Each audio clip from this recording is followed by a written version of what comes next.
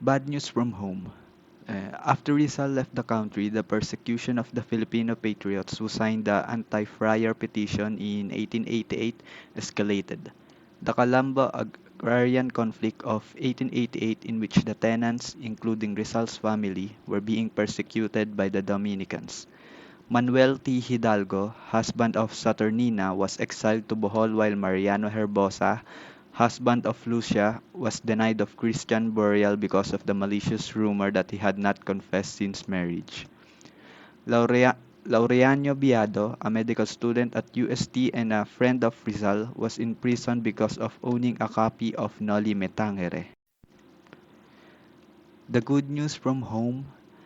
Rev. Vicente Garcia defended the Noli Me Tangere against the attack of the friars. He heard this news from Mariano Ponce on January 7, 1891.